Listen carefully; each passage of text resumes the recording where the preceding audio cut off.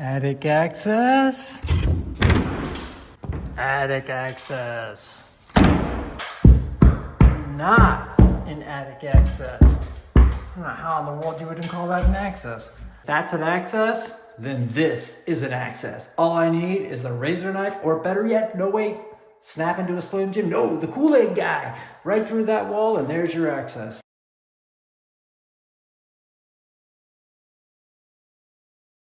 All right, new construction final walkthrough. Let's talk about what words mean, right? Definitions.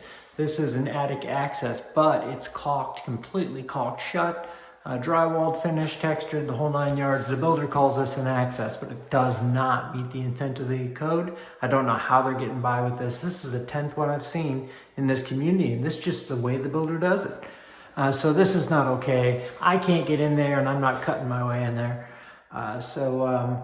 You know, I saw one where the homeowner had cut it open for a warranty inspection. I go in there, there's a light box and a switch box, but no light or switch. There's hot wires hanging out.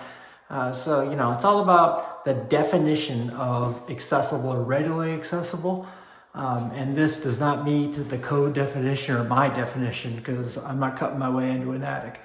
Anybody can answer the question as to why this would be defined as an access. Give me a comment below. But if you like these videos, subscribe and like us, and we'll see you on the next one. Have a blessed day.